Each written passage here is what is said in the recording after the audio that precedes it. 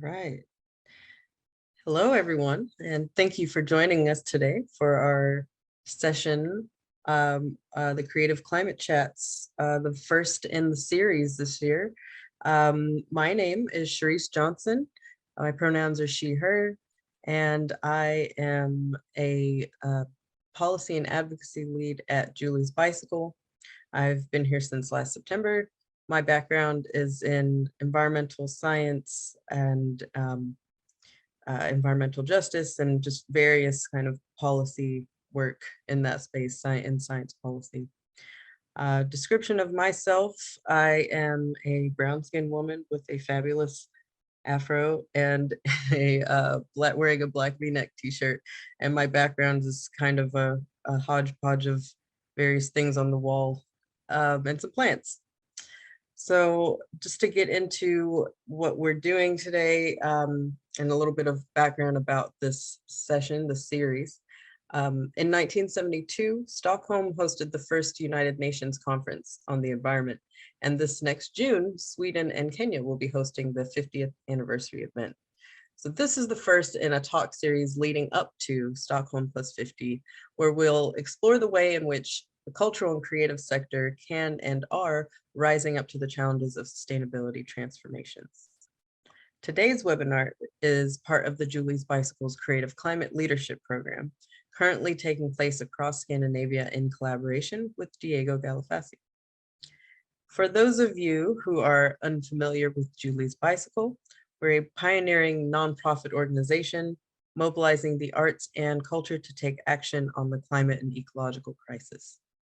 Founded by the music industry in 2007, JB now works across the arts and culture in the UK and internationally, focusing on 4 themes: justice and fairness, decarbonization, nature, and circularity in a regenerative economy. Creative Climate Leadership, or CCL, as we like to call it, is a leadership development program for artists and cultural activists who are bringing climate and justice into the heart of their practice. With support from the Swedish Postcode Lottery, we've been running 2 rounds of CCL, one with focus in Sweden last year, and this year including all the Scandinavian countries. Over the next hour and a half, we're going to hear from Åsa Larsson Blind, Vasna Ramasar, Eric Nujiguna, Farzana Farouk Jumu, and Nyombi Morris. Before we get going, I'll share a few housekeeping notes for you. There are live captions available in English, which you can access using the CC button in your Zoom controls. Your videos are switched off and you're muted by default. If you have any questions for our speakers throughout the session, please send them through in the Q&A and we'll get to them towards the end of the session. Try to avoid sending them in the main chat box as they might not be seen as easily, but we'll make sure we try and keep up with that as well. But Q&A is the best way to do that.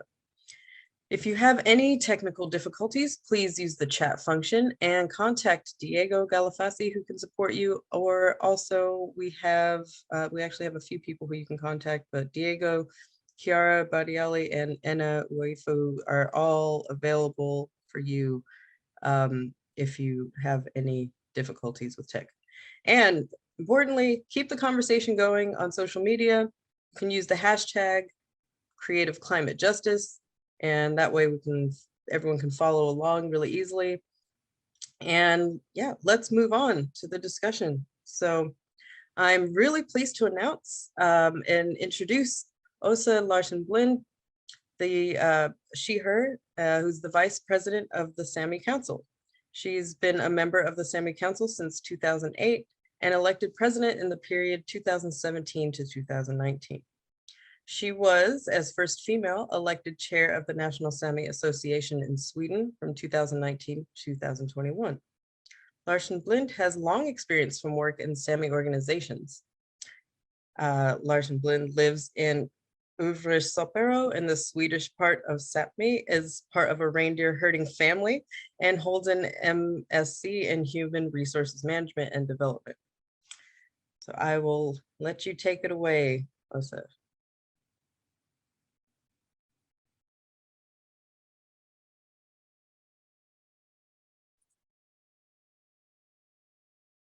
Thank you. I hope you hear me okay. First of all, thank you so much for the invitation to discuss these matters and the very important topic of climate justice and different aspects of justice with you here today. I'm really looking forward to the discussions later on. So I will talk a bit about my view on these matters, and from a Sami perspective, of course, and from my background working in Sami organizations, and also from a reindeer herding perspective. And starting from scratch, I would say that healthy ecosystems are the basis of our Sami culture. And that's because they give us the possibility to sustain us and ourselves through our traditional livelihoods. And in my family's case, it's reindeer herding. And since we are still depending on weather and wind for our daily work tasks, we still very tangibly feel the dependence between us and nature. And it keeps us rooted in the obvious fact that we are part of nature and we are still dependent on nature. So our culture is our way of life. It's our worldview and the basis for our traditional livelihood. But also the other way around, it is our traditional livelihoods that is the basis for the continuation of our culture. So we do not have one without the other. And this shows that there is no distinction between culture and livelihood. And then the access to land, in a reindeer herding perspective, it's pasture lands, but it could also be fishing waters, of course. This access to land is a prerequisite for the continuation of a culture, since that access to land makes it possible to live our lives through our livelihood. So, addressing climate change, I would say that the changes are now affecting us all year round. So it's nothing to come, it's here, and we're living it. And it is putting extra pressure on our areas and making it so much more difficult to practice our traditional livelihoods as reindeer herding, and also fishing and hunting and other parts of it. And this also shows that culture and climate change issues, they are interlinked and they are necessary to address together. Since climate change affects our possibilities to live our lives according to our culture. So it's all part of the same discussion. But at the same time, the system that we're living in, the society that we're living in today, it allows for an unproportionately large burden on the Sami areas to contribute to the so-called green transition. And this is done in the name of climate change. And this is merely a continuation of the colonization of Sapmi and our areas, with yet more industrialization and resource extraction. And it is carried out without consideration of some indigenous rights. And this makes the climate crisis actually hit us twice. Because first, we need to struggle to find ways to cope with the impact of climate change and how to cope and adapt our traditional practices to those changes. But then we also are forced to cope with the surrounding society dealing with climate change. And this without considering how their actions affect reindeer herding, and thus also Sami society and Sami culture. And even when the effects of these actions are known, the need of the Sami society and reindeer herding is not prioritized and weighed as important enough to sway decisions. So from a Sami perspective, we talk about this as green colonialism, because the structures of dominance and power are the same. And those are the same structures in play that we have seen through history. But now, in the name of the green transition. So here comes the issue of justice into the discussion and the need for a much more articulated justice approach when addressing the climate crisis and the discussions of what kind of solutions for climate mitigation and adaptation that can be acceptable also from a Sami perspective. Because the current situation is undermining our culture and our possibilities to live according to our culture. And it shows the need for a clear justice approach that can safeguard that those solutions are not only serving the majority society and the state overlapping Sápmi, but also that they are cultural appropriate to a Sami context, and that these solutions are also safeguarding the Sami people's access to our territory, lands, and waters, so that we can continue living our culture. Because as a people, we, the Sami people, have also the right to self-determination as any other peoples in the world. And in my opinion, we will not get a real change to this situation until the Sami right to self-determination is implemented. And this because it is a matter of the power to define what is important. And it's a matter of to be able to influence priorities and the outcome of crucial decisions on land use. And without being a part in the real decision-making processes, it's not possible to have the necessary influence over decisions. And there is such a valuable knowledge base within the Sami indigenous knowledge. It is knowledge that could inform decisions and contribute to finding sustainable solutions for the future for our areas in the world. And this is something that indigenous knowledge holders of indigenous peoples all over the world contribute with.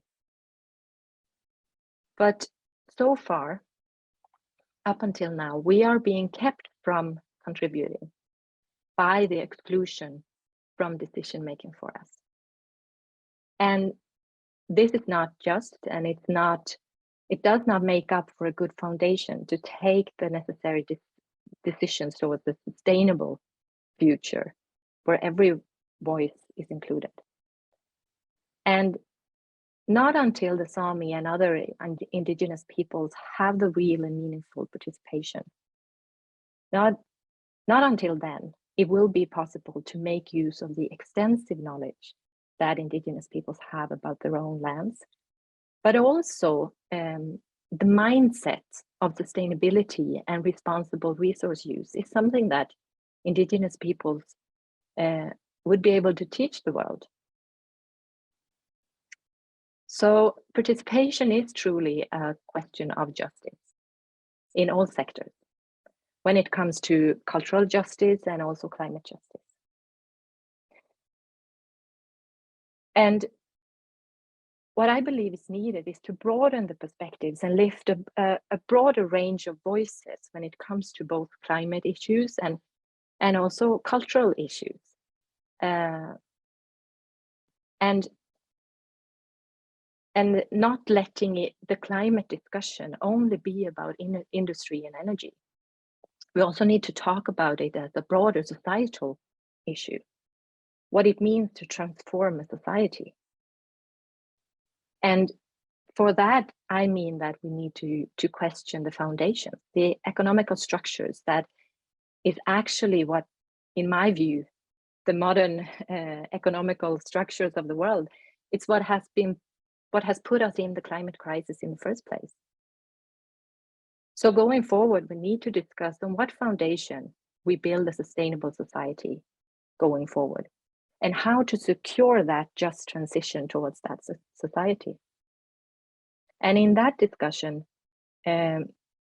we of course need to address the questions of energy use, but not only the energy source transition, but also the amount of energy we need and how we use it, but also the at large, the issues of consumption and the transfer to a more circular economy. And yet again, I'm confident that indigenous peoples around the world could have a lot to teach surrounding society, as our traditional livelihoods are based on a sustainable resource use and the notion of circular economy. So there are examples to learn from.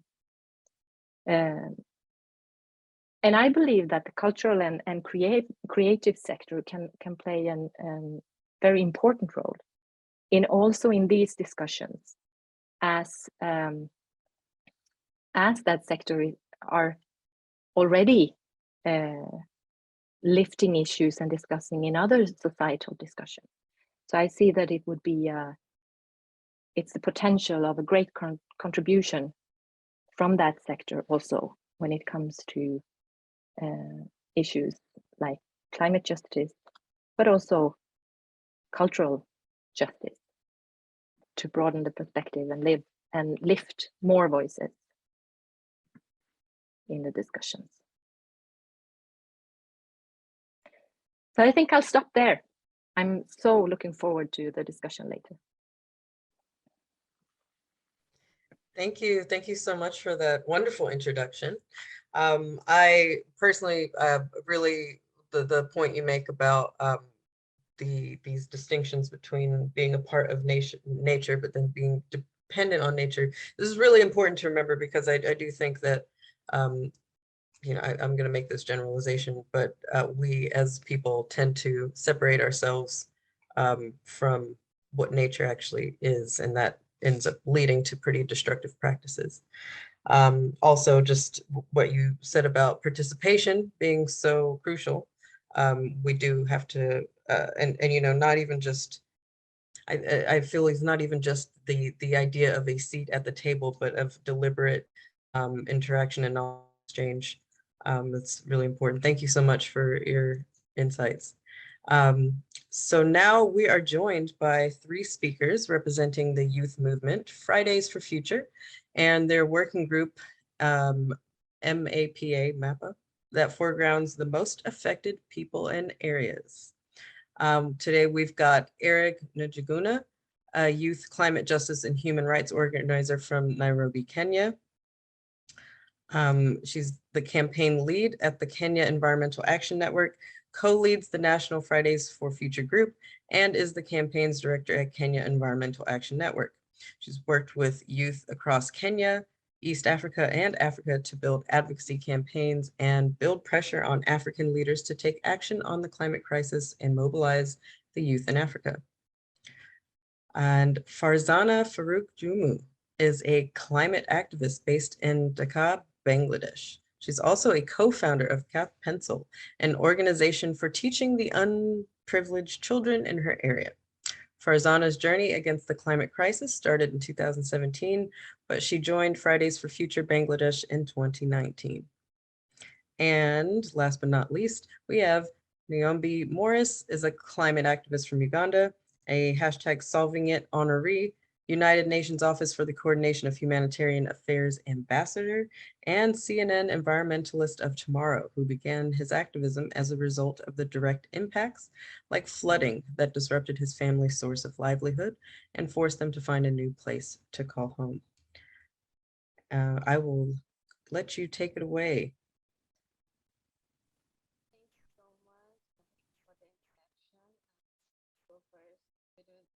Getting the basic education. Farzana, I apologize. Just 1 second. There's a small issue with your audio. It's a little bit low. Would you be able to, is there anything that you can do on your side just to double check so that everybody can hear you well?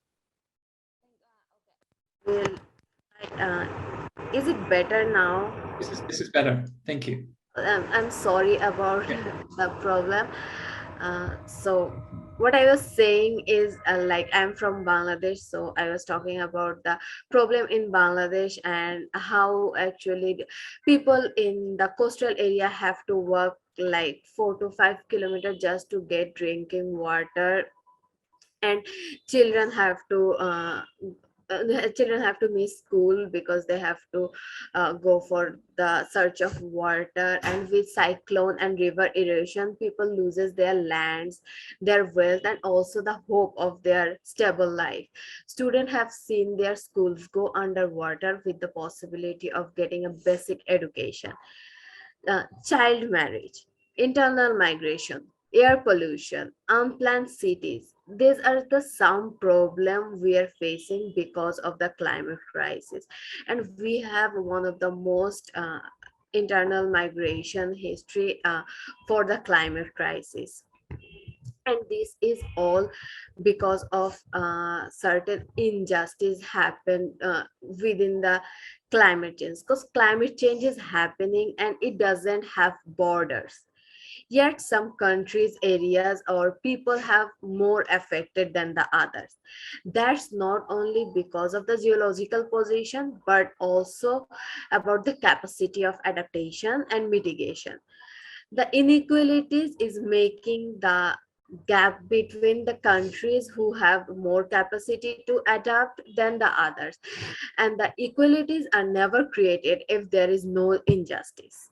So the action will be a show off if we don't talk about inequalities and injustice about the climate crisis. The action which must center justice for climate action. And all this now we are talking about the culture and climate, how this is related and how our activism is so related to it. And for that we also, as Fridays for Future Bangladesh has tried to connect the artists to our campaigns, because we believe that art have that voice which is louder than the human voice, and activists in our country try to hold art exhibition and uh, the- and different kind of exhibition related to art.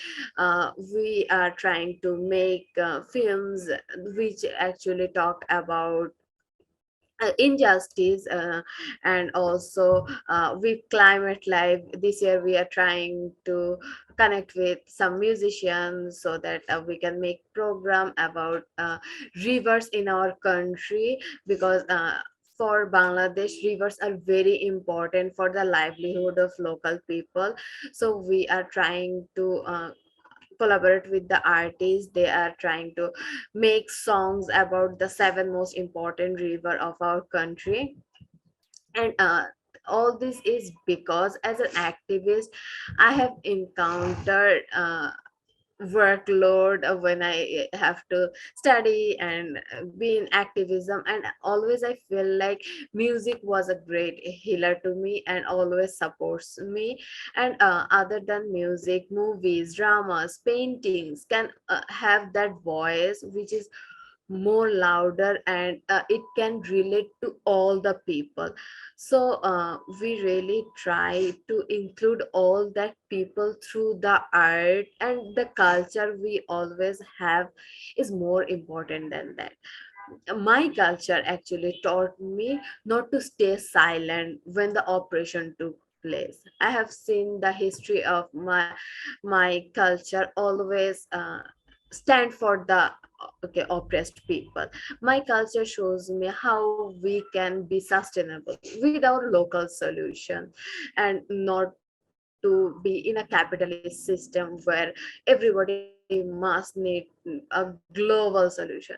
Our local solution have worked for us when the global solution with the reports and papers never visited us have taught us. So that's why local solution which actually came from my culture is very close to me. And as a climate activist, I think this is the best lesson I have been inherited. And from the perspective of an activist, I have always seen that the cultural sector actually can support us, and their support, what I feel, can be representation of life not capitalism. Because if we are already monopolizing the art and culture sector by representing certain culture rather than the proper culture of all over the world, then the art will lose its hope and its meaning. Art has the strongest voice, as I have seen already, and I think with art we can stand for the planet. We can make support the music, the movies which can really talk about the climate justice issue, talk about the people who are suffering. And as a climate activist, I believe that we already support the artists who are working towards it, and we hope that art and culture sector can also support them to give them the power they hold.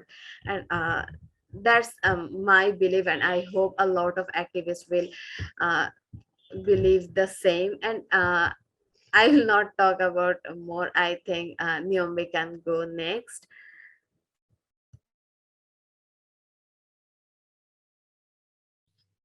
Hi everyone. My name is Newey Morris, and I'm a youth climate justice activist from Uganda, as Charles said. For me, my country, actually, things are changing, and even seasons are changing. Starting from back in 2009, when I saw the challenges of extreme weather events, such as floods that led my home, actually our home, to be destroyed. Today, I can tell you, we can no longer grow crops as we used to do because seasons have changed. From last year, that was September, that was the last time we received rainfall in Uganda. I don't know how long have you taken, like that. Actually, to me, that has been the first time my country is taking long to receive rainfall, because we are heading to April. And where the challenge comes from, our country is mostly known for stable tropical rainfall. But again, the settlement that is like increasing, because for us, our population is growing much faster than actually in other countries in the world. So settlement is causing catastrophes on our natural resources, because one of the biggest challenges that is contributing to the drought we are going through today is deforestation. Many forests have been sold out, and the nearby forests which we have been having, they are already given out to some like money makers. We used to have 3 forests in just within Kampala region. Today we have only 1. And the challenge is not only affecting the citizens of like those who are in Kampala. When you go up the northern part of Uganda, Karamoja and Gulu region, people are no longer like dressing the way they used to dress. Even the dress code changed totally due to extreme weather, like drought. These hot temperatures are not allowing them to wear heavy clothes, like to even girls, when you look at them, because for us today, we are trying, because we have people who believe that those in North are not supposed to be with us in Kampala, because the more the sun hits you, the more you turn dark. And these people, you may think they are not from our country. So they are being, I don't know how I can call it, but the way we are treating them is not the same way we are being treated here in Kampala. Reason being, the extreme weather events are changing their lives totally. And this did not start today. This started like 2 decades ago, when they discovered mining of coal, copper, and cobalt in northern part of Uganda. This led all the natural resources to be destroyed to allow companies, actually these are from Global North, to do their mining. And that's where there is a route, even they are in the plan of constructing an airport to allow those perpetrators to just fly over whenever they want, because today they are using our main airport to come in. We always have chance to see them, but once they construct another airport up in Gulu or in northern part of Uganda, these people will be having free access to come in without our consent. So the challenge on climate change has gone beyond our limits, in that we are trying to center justice through actions. We have been striking, and yeah, we believe it can make a difference. However, we need to bring in new people. We need to bring in new solutions and ideas. That's where I want to bring in culture, because when you go back, our grandparents, there is a life they used to live. Even as we used to have our own dress codes, our own clothes, which are made from here. And these are the clothes which we used to get them from different like trees, and there are a lot of things we used to do here. But today, because of I call it colonization, to look smart, you have to make sure you are in a suit or something that is respected by European countries, mostly UK, because that is the one in control of our country. So we have to dress like them to look smart. This has changed our behaviors. Even the culture is changing every day. Today you are seeing me speaking English, not because it is my local language, but I'm forced to do this because I can't communicate in my language. You will not get the translations. So we need to bring back our culture and educate our very people how we used to spend how our grandparents used to spend their entire life. And this has to start by communication, because that is the only way to kill ignorance. Today, we are on a mission of bringing 5 billion activists in a fight, but we lack communication. Apart from social media and setting up a strike, what else can we do? We need art industries to start creating communication tools. If it requires you to compose songs, do that for climate, because that is the only way we are going to expand the communication. Art industry and culture is respected in my country. When you come to my country, there are shops that are selling cultural products, and these cultural things are very expensive compared to the one we export. So this is why, if culture and art come together and start setting up annual summits and conferences where they invite the least developed countries to come and share what solutions they have and what new ideas they can adapt, they can bring in a society, because we are trying to make like a new transition, but this transition will not start now. We'll have to just go back where we came from, because that is where we belong. We don't belong to the current situation, no. Climate change today is happening, and it requires urgent attention. We need everyone in the fight. We have seen some artists, like musicians, who show interest in the fight, but they also need support. Sometimes they ask us, do us for us this, or pay us this, so that we can help you amplify your voice. That is tokenizing and shouldn't be in art industries, because we believe in you and people listen to your music, people listen to your shows, people watch videos every day. What if because today I'm focusing mostly on music industry. If every artist was able to create a climate change song, how many people would be aware of climate change? If every activist was able to was being given a platform with a huge following to share their voice, to make their voices heard, how many people will be turning to be activists today? So the challenge need reactions and actions. Thank you.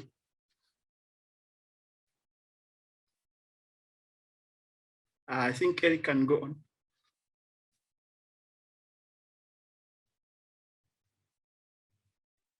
Okay, hi everyone. I am Eric Njuguna from Nairobi, Kenya, and I'm really excited to be here on this call.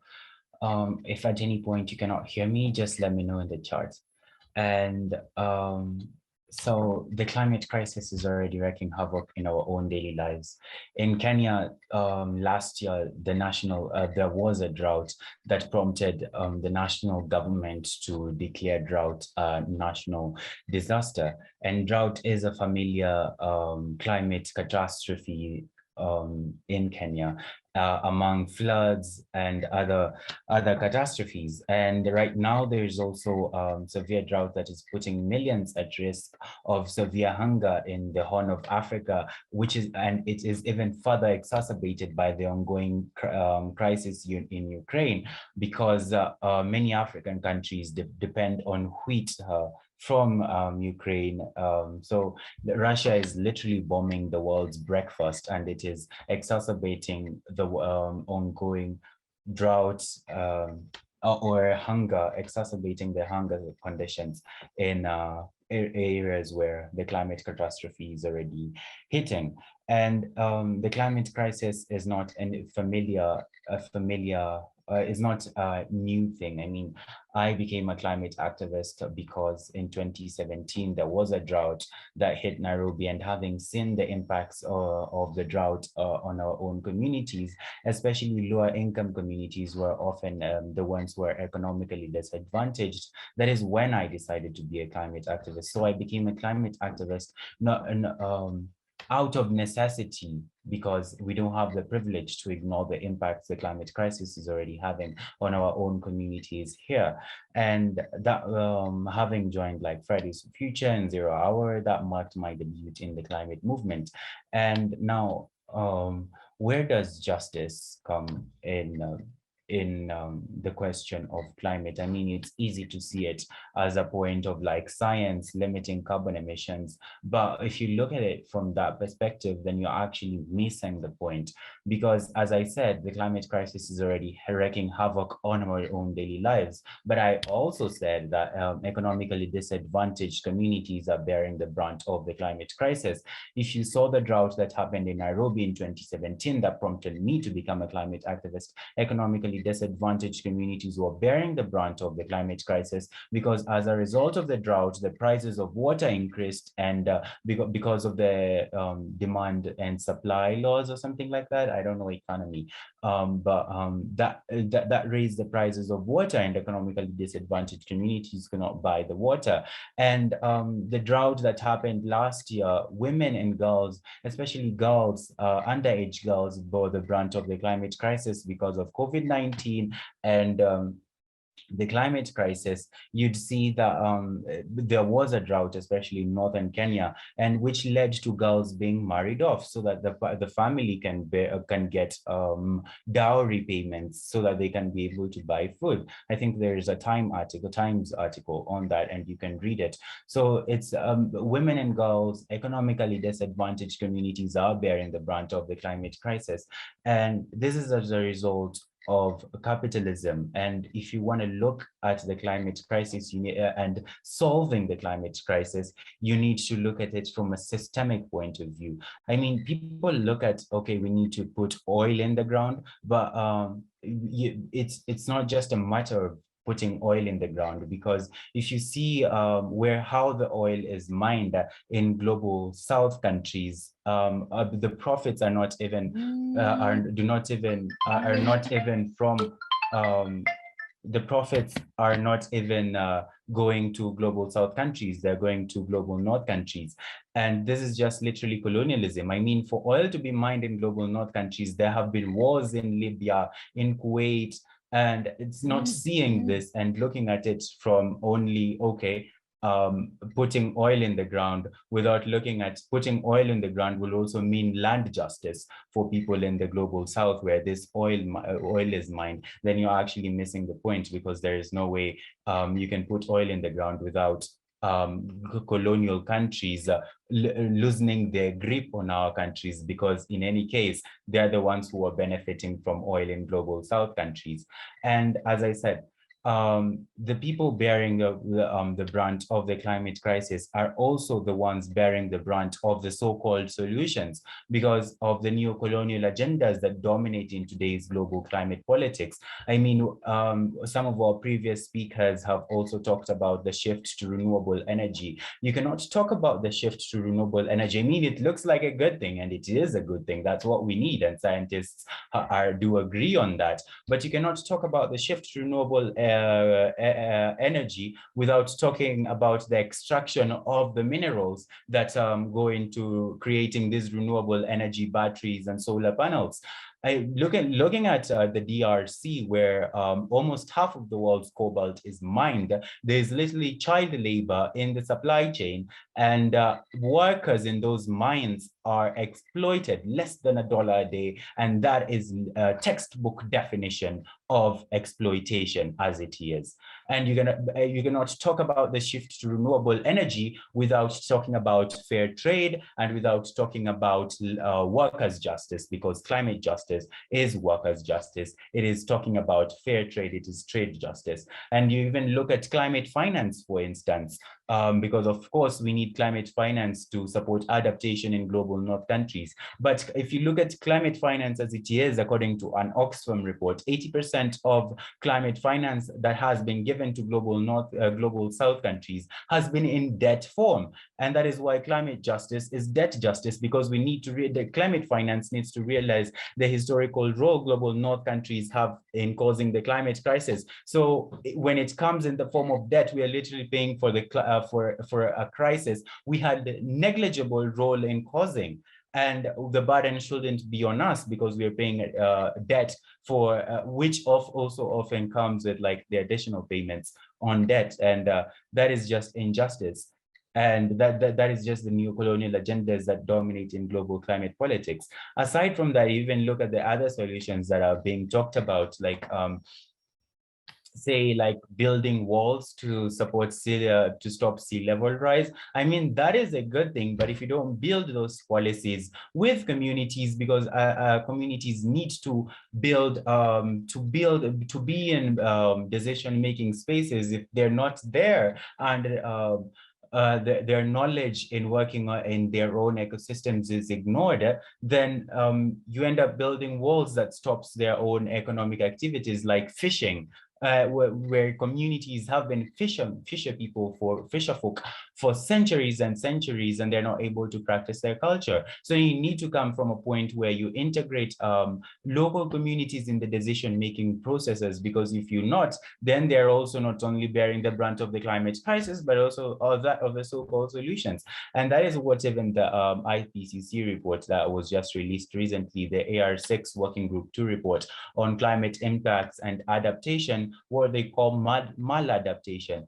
Adaptation can also end up exacerbating in existing inequalities if you don't look at how, for instance, women are affected by the climate crisis. And if you don't give a gender perspective to policies and finance, then you end up exacerbating the existing inequalities. And you also look at climate research funding. Of course, we need climate research so that to support adaptation. But if you look at climate research, Africa is disadvantaged in the sense that out of all climate research that has been funding that has been given from 1990, only 4% has gone to African countries. And out of that 4%, 78% goes to institutions that are not even Africa-based, in the sense that European institutions based in African countries are the ones who set the research questions. And often these research questions are set by European countries on Africa, do not represent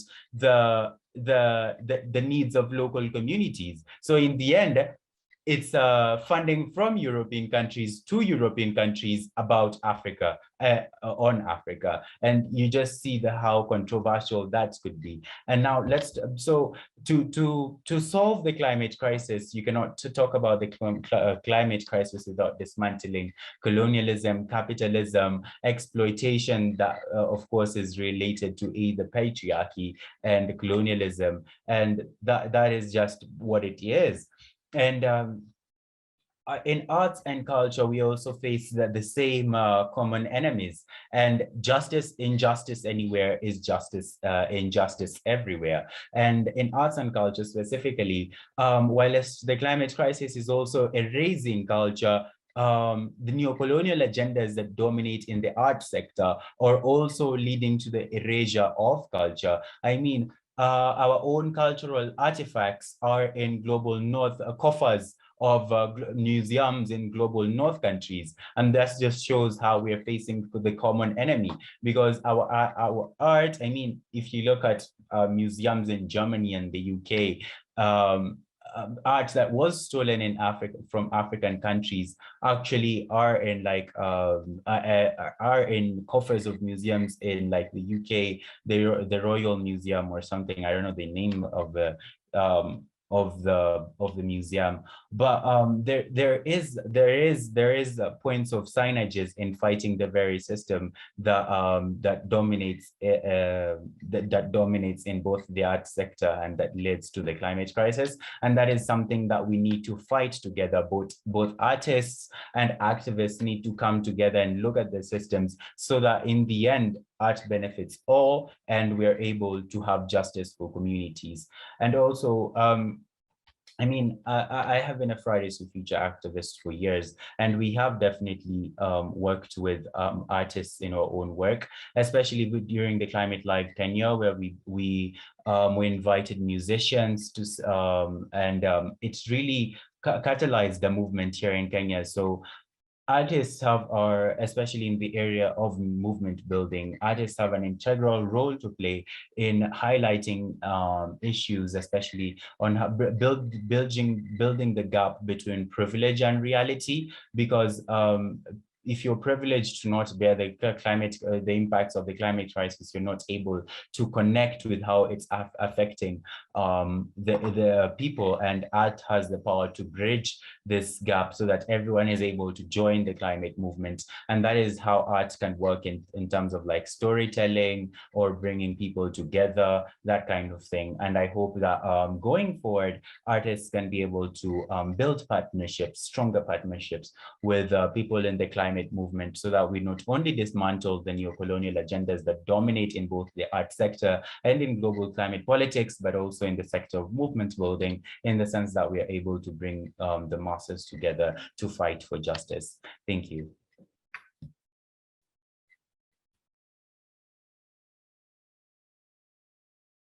Thank you so much for that. Wow. I am just in awe. Like we didn't want to stop you. You were all on a roll and we loved to see it. There's just so much important information, wealth of information in there, and the things you all touched on are, I mean, that, you know, climate change doesn't have borders. It's here right now. It's affecting different regions differently. And then calling out not the actual root causes of the issues, really important. And also how we see this manifesting in arts and culture and how it's actually changing cultures.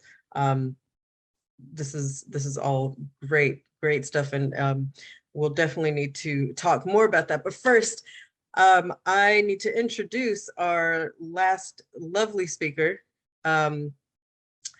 We're joined now by Vasna Ramasar. Vasna is a scholar activist at the Division of Human Ecology at Lund University. Her research is framed within the broad field of critical political ecology with an interdisciplinary perspective to questions of justice in development and sustainability. She focuses on feminist and decolonial approaches to environment and development and finding alternatives to the current destructive development paradigms. She's a founding member of the Collective Against Environmental Racism in Denmark, also part of the core group of the Global Tapestry of Alternatives and on the steering committee for Women Against Destructive Extractivism in Africa. Great way to end this discussion panel on. Go ahead, Vasna. Thank you so much, Charisse, and thank you everyone for being here, for giving me the opportunity to participate, but especially to Osa, Farzana, Nyombi, and Eric. It's a privilege to be able to share this platform with you. So I think I should start by saying that I am not on the front lines of resistance or the lived experience that many of the other speakers ahead of us are. I'm sitting here in a lovely office in Lund where the weather's really beautiful because partly of climate change. But my work is about activism. It is about also making sure that we are all addressing these same common struggles in a collective way. So I try to work in terms of facilitating and supporting the resistance work that is happening at the front lines, about highlighting and celebrating the alternatives that come from diverse places in the world, but also from working in the core, if you want to think about it in terms of a core and periphery, because this is also where we need to change a lot of the work that we do and how we act, how we consume in that. In the interest of time, I was going to talk a little bit and exemplify from my own work in activism and my own positionality as a brown woman from South Africa who has lived through apartheid and has dealt with different forms of racism as well. But I think I'll leave that for if anyone wants to ask more specific questions later. Instead, what I'll do is maybe just go through 3 key points in a pretty fast way of what I've learned from my work, both as a scholar and as an activist. And I know that the bio had a lot of big words, but I think those are often very irrelevant because we all understand things in a very human way. But I think I just want to start by picking up on what the other speakers have said, is that the starting point for these conversations is to recognize that we're not talking just about climate change, but we are talking about climate justice. And in doing so, that it is recognizing, as Eric said, and as has been described by several other people, we live in a racist, patriarchal, Christian, Western modern world system, right? And that is part of the problem. This is foundational. So how do we actually start to deal with that? How do we recognize that injustices are occurring across a number of intersections, whether it's around indigeneity, whether it's around race, whether it's around gender, sexual orientation, class, or any of these things. And so each of us comes from a specific position, but our struggles are united by this common base. The other thing that I wanted to pick up on as where I sit is what Orsa said at the beginning, and Nyombi also mentioned, is that we have to recognize that even in trying to find the solutions to climate change, we can actually perpetuate other injustices, right? So even with the green transition, what we're seeing, whether it's from rare earth minerals that are being mined in the Congo, or whether it's wind farms happening in Sapmi, that we actually can continue with the injustices in the name of climate change. And it's critical that we actually recognize that part.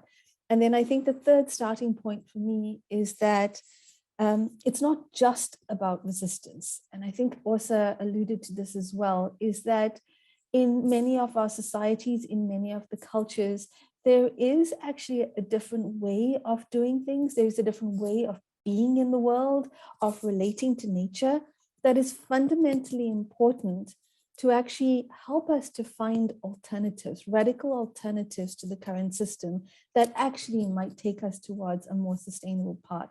Because some of the solutions coming from the top down in terms of the environmental agreements are not taking us in those directions. So then I want to move on to just thinking about, for me, what in that context and with the activism I do, how I have related to the cultural and creative sectors and to arts. And I think a first starting point is that we all know that art is not just what happens in the museums and in the galleries. It's in the everyday life. It's what happens in the street. So much of knowledge is passed on through storytelling, through the drawings that people do.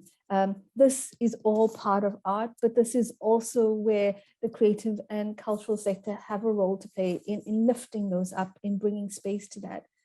The other thing that I think Nyomi mentioned about, having to speak English, not being able to communicate in our own languages. Language is really a barrier. That's what I found in so much of the work I'm doing, is that we struggle to be able to reach each other because of the languages. We can connect as in a very human way, but we miss nuances because of language. So art has a role in terms of translation, where it's not always about using languages, even if it is the colonial language, but how can art come into that of actually starting different conversations in different languages, but people having a common understanding that comes as part of that translation work.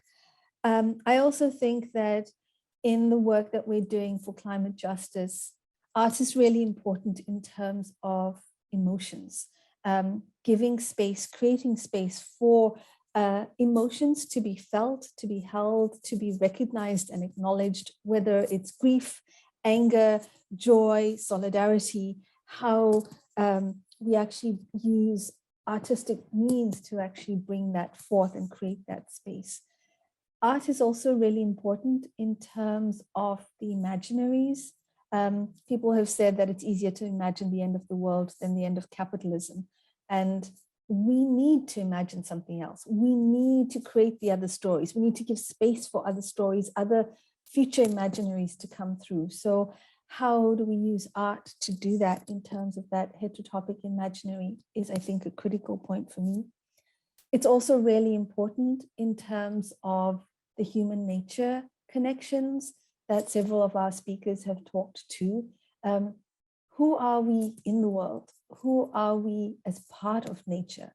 How do we relate to nature? These are things that we can reflect on, but these are also things that we can experience differently through artistic expression.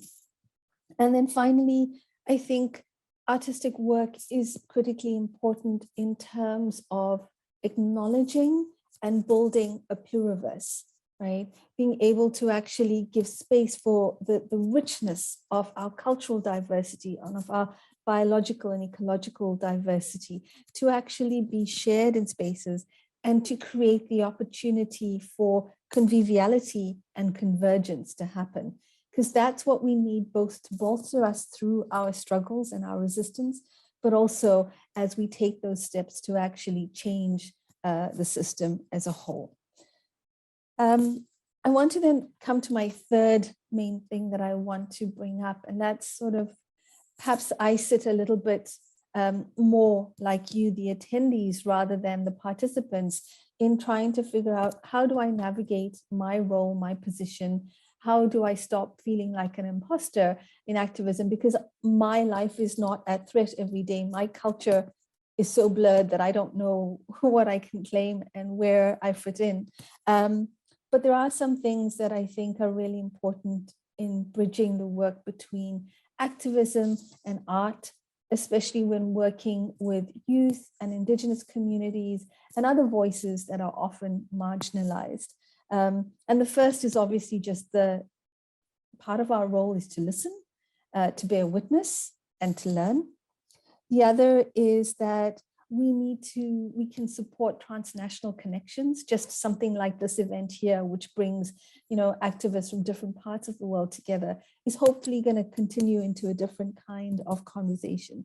We need to, when engaging in this collaborative space, think about the care work that is required to do this. Some of this work will be because people are volunteering their time, whether as artists or as activists, but some of it is because there is a lot of emotional labor required, either because of traumas of the past or just because of the heaviness of some of the issues that we deal with.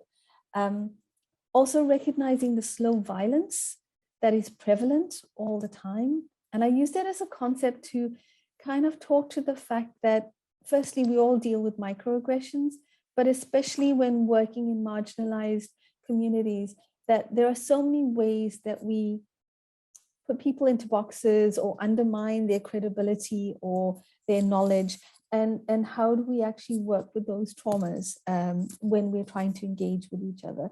So for me, that's partly about interrogating ourselves, partly about creating space for what has been called cognitive justice, being able to recognize that there are different ways of being in the world, of knowing the world, of understanding the world.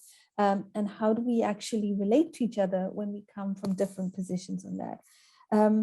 Also, I think just as a final point from my side, is just the idea that activism can take many different forms, right? And so quite importantly is to decide, what it is that we, each of us, can bring to be a good ally, to be a good activist, and also what does that mean for the collective? How are we contributing to something bigger than us? Personally, it's a journey that I've been taking since growing up in apartheid South Africa, focus firstly on social justice and then really getting to understand that it was the dirty, polluting industries are next to the people of color, and it was also environmental justice. And now understanding that I have to, as well as everyone else, bring this conversation of social and environmental justice to the climate change discussions. So how do we all do that? What do we bring in that? It's a step-by-step process of learning. And I've failed along the way. I've also succeeded along the way. I think listening and reflecting together is really critical on that. I'm happy to give more specific examples later, but I'm much more excited to hear from the others in the panel discussion. So Charisse, I will end it here. Thank you very much. Thank you so much. And that was a really lovely way to end the panel discussions, and really appreciate that, Vesna, your perspectives as well.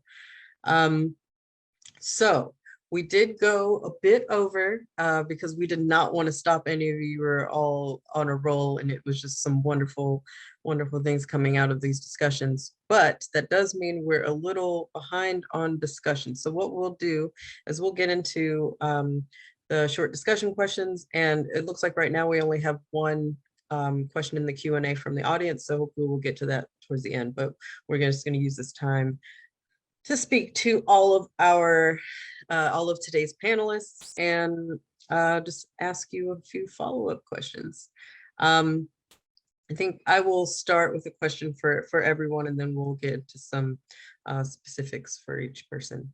So something that all of you mentioned was about this need for like community participation, and basically like no solutions for us without us, right? Like that idea. So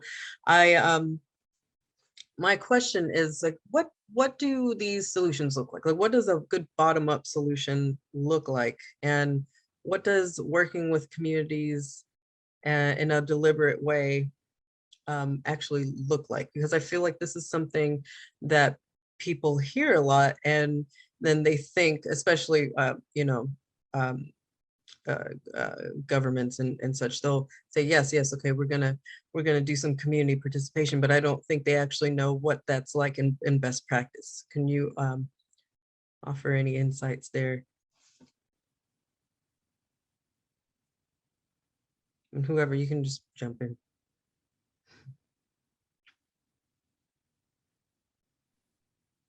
Well, I'll start, and I'll also want to hear views from the others. But I would say that there are no clear examples from a Sami perspective of a very good bottom-up approach, since the system is not designed to deal with that. And I think that what you said is really, Charisse, is very important, that the will might be there, but I think the notion of that, then we need to design a structure for it, because it's no way of only scraping the surface of collecting a few views on a topic, and it's not participatory, and it's not, it doesn't go to the core of what it would actually mean. And from a Sami perspective, I guess that what we need, and also what we are trying to do, is to take back our societal structures that have been, and I think this is something that we are struggling with, as alongside many other peoples of the world, being having their societies shattered by colonization, and that is also true for us, even though we are living in the Nordic countries, but we still have these injustices of being seen, well, not seen, being invisible in the state and national systems of. So when we talk about participating, the Sami as the people need to have our own voice parallel, and we need to have our own internal societal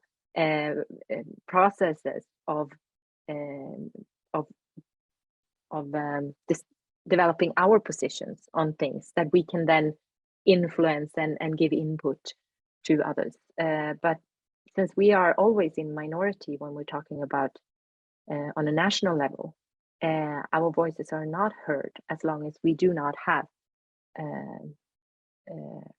our own voice parallel, and that's the self-determination once again. So eager to hear about the other panelists. Thank you. Yummy.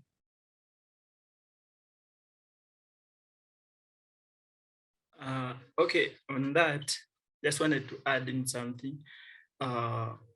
You asked how are we going to work with the communities, right? First of all, we should understand that in every community, at least there are 1 or 10% people who are still moving on the culture they used to have back then. If you go back and do some due diligence and do the follow-up, you'll find that the culture is still in existence, but it requires someone who can amplify.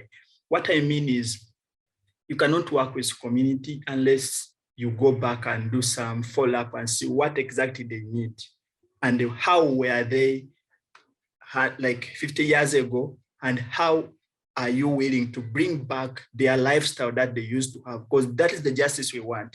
We have reached to an extent that in every city here in my country, they are setting up industries. Like in every city where we are today, there is a new industry which is developing. People, like government is giving out land to billionaires to take over, to start setting up like industries that are going to maybe increase, like reduce on unemployment, but that is not what we want. We need to find out what do people want. And to do that, however much our voice is not heard, those organizations that are willing to support in this, like Julie Bicycle, you need to come on ground and do some follow-up on how you are going to work with these people, because that is the only way you will get the right answer and how you will proceed to the next level. Thank you. Thank you for that. Farzana, you had your hand up. As you can see, all of our voice have a parallel sound because all of our suffering is kind of similar. So I will just say in Bangladesh perspective, our country have floods like almost 3 to 4 months in different place. So how do you think that these people who have not enough technology, who don't know enough education is living? The idea they have is like how they can minimize the cost and the minimize the casualty by themselves. So if from like I am sitting in my capital saying that okay, we need a road in Kustia, but they know that the road can actually harm them more than what they can actually get from them. So the local people have their own idea of how they can sustain, and the solution especially when we are talking about sustainable life, they already have it. So we don't need a solution to find out from like in big conferences inside a big room with a coffee mug. Already the solution is within us for over like years, where lives, because we have less resources or our resources has been exploited. And that's why actually when I talked about local solution, I talked about them because they know it and we need to listen to them. We need to ask them, but not in a way that we are expecting their ideas but not supporting them. We need that ideas to work with them, not in a way that it also exploit them. We just try to listen to them just because we are listening, but not because we are making a plan from bottom to top. So that's what local peoples and local solutions are important for. And also there need to be a representation to solve a problem who actually facing it. Because give what we are in activist communities always saying that we can't adapt to a lot of things.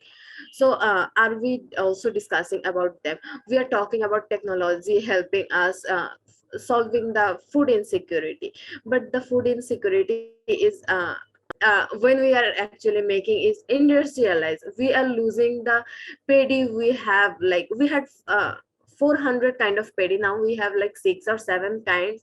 This is our culture we just lost because of that industrialized. We are planning like for the global solution, but that's where actually our local solution needs, because our local farmers know how they can save their crops more than anyone else.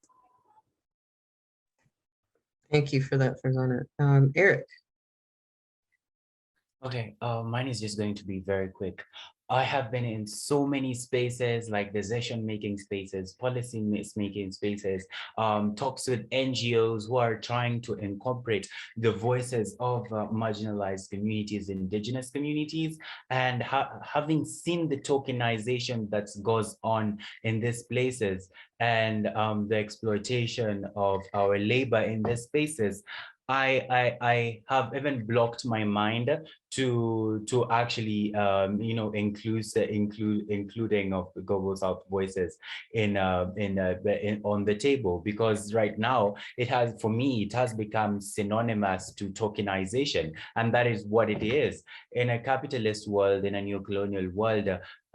This spaces, including global South voices, cannot go hand in hand with other different agendas that dominate in these spaces. And that is why, for me, including global South voices on the decision-making table has become synonymous to tokenization. And it has even further led to, what is it called, like being emotionally drained, because you go on the table, on the decision-making table, you give inputs, you even, you come up with frameworks, whatnot, but they don't even reflect in the outcomes or the outcome or policy outcomes.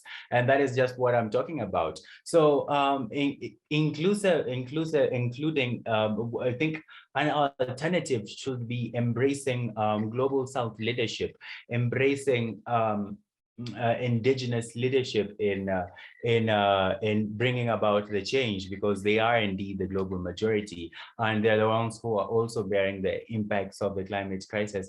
There is no specific way or roadmap that I can be like, okay, do this instead of this, because even for me, there is no textbook example of this is the way to go, because no one has even attempted to try it. And the attempts that are there, which go hand in hand with capitalism, allyship has been the currency, and it has led to further tokenization in the ally industrial complex. And that is why there is no like this kind of example that can be like, okay, you can do this instead of this. But I think what we are aiming for here is not perfection, is progress, and just go for it. Check first would be checking your motives. What are your motives in this space? And I finally, as I conclude, I'll be why are you in the sense of like motives? I am drawn to this quote by, I'm forgetting the owner of the quote, but it's not mine, certainly. I don't take credit for it. It's if you have come here to help me, then you're wasting your time. But if you have come here because your liberation is bound up with mine, then we can work together. And those should be your motives, so that we dismantle the white savior industrial complex. Thank you. Thank you, Eric. Thank you so much for all of you for those responses. And that's right. There is no one size fits all. There's no one solution. And progress, not perfection is a great way to end that. I have a question now for Vasna, and I wanted to ask you, you mentioned you work with activists, and wanted to know, like, what are some key examples that you could share of arts activism collaborations? Yeah, before I do that, I'm also just going to throw into the chat a couple of examples of really community-led movements, and just in relation to the question before. In terms of art activists collaborations, I mean, one of the groups that I work with a lot is Unitierra, which is Universidad de la Tierra, which is in Oaxaca, Mexico, and has been set up as a alternative university that works a lot with the Zapatismo communities, as well as in Chiapas. And their art is very much built in as both a form of learning as well as an expression of the work that's done. It's also very much culturally situated in that everything has to be done as part of a life lesson and working together in this. So art is very much embedded in the whole knowledge process of that. Similarly, I would say something like the Ecoversities Alliance is a fantastic network around the world, and people like Alessandra Pomarico are great artists who are also doing some of this kind of translation work that I've been talking about. With the Global Tapestry of Alternatives, we've also been working with, for example, Bart Spa University and others around actually understanding where and how we tie together the sort of recognition and lifting up and the lessons of radical alternatives, and then speaking across to other communities that are doing similar work. Yeah, I mean, I feel like there's a lot. There's some that are maybe more mainstream as well, in that, you know, the whole conversation about climate change, whether it's in a dystopic narrative or not, is something that is growing around the world. But how much of that is truly collaborative? How much of that is also truly like embedded within the history and culture is what we have to interrogate, because we see a lot of either romanticization or appropriation happening. And that's sort of two things that we really have to avoid. Great. Thank you so much for that, Vasna. And well, on that, I wanted to ask Osa, would you be able to give us some, you know, again, not one size fits all, but just from your experience and your understanding on how one would create a genuine collaboration with the arts? Well, I would say from a Sami perspective, arts is central to Sami culture, and has also been driven the Sami activism. I would say that a lot of or almost all of the activists are also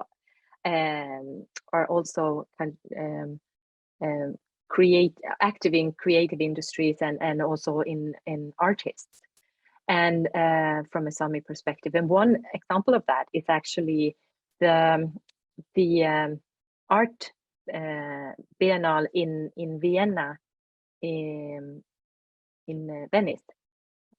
Sorry for saying that wrong. Venice, in April. It's a huge art biennale, and they are actually creating or turning the Nordic pavilion into a Sami pavilion. So there are a few Sami artists that are seen as the forefront of Sami artists, and they are all activists. They are all bringing up the injustices and the climate issues, and also the Sami issues and indigenous rights issues into their art. And they are so it's, I would say that as I also talked about earlier, like that it's no way of doing the distinction between culture and life. And as being indigenous, as I think many other also privileged groups would would maybe also recognize themselves in being advocating for indigenous rights, and in my case, Sami rights, it makes you kind of political and controversial and be seen as an activist. But so in that sense, it all floats kind of together. So I would say that we already have arts in the center, so it's very natural to then connect with arts and creative forces from other cultures, because I think it's really easy to connect there, because the cultural expressions and the arts is in the center of all Sami activism and Sami rights movement, I would say. Great, thank you so much. And actually, there's another question for you. Somebody, we got Arash Handy in the chat, has asked a question to you. How do you see the relation of EU agricultural strategies and food system, which is heavily based on animal farming, in endangering indigenous people, specifically Sami people? Is a more plant-based policy of food in West helpful for Sami culture, or can be seen as a threat? Yes, thank you for that question. It's a very interesting one. And I would say that once again, I would circle back to the importance of recognizing alternatives.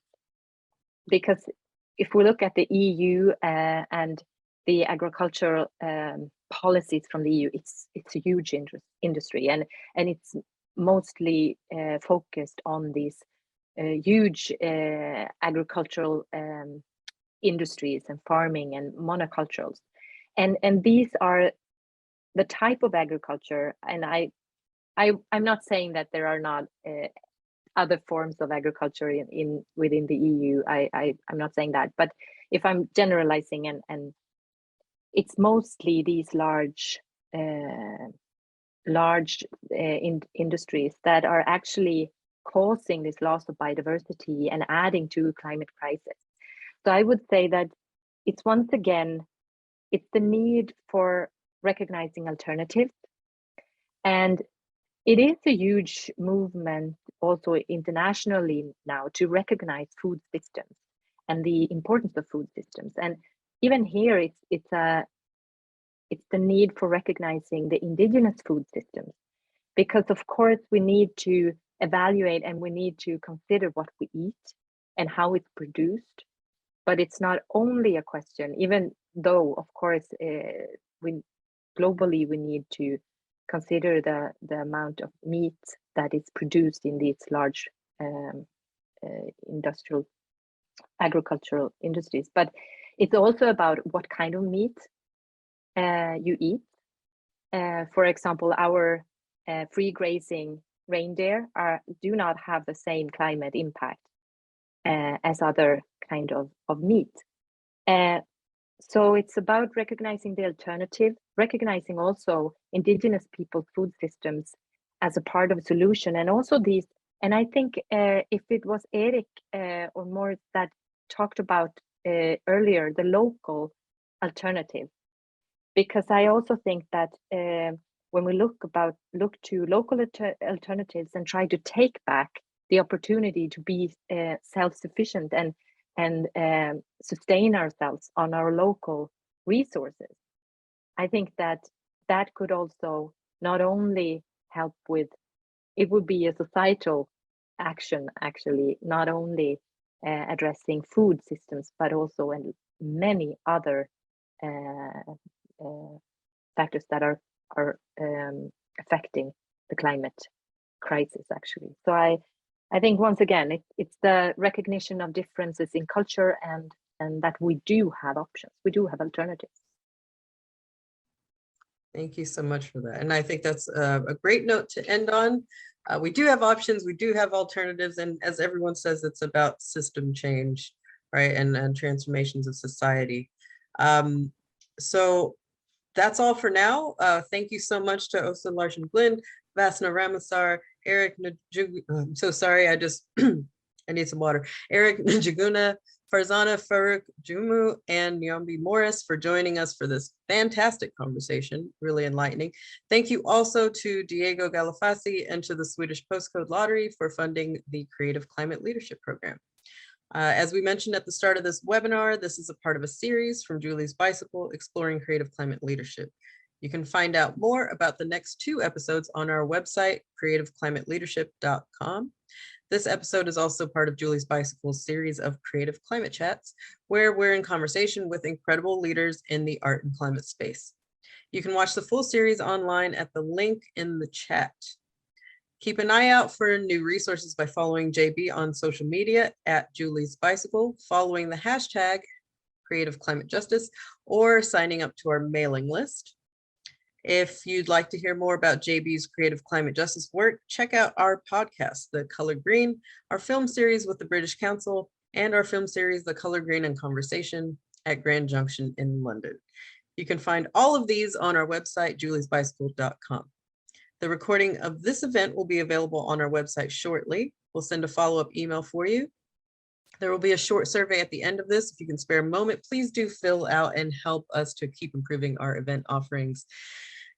Thank you, everyone. Thank you so much. You're wonderful speakers. Thank you to the participants. Bye.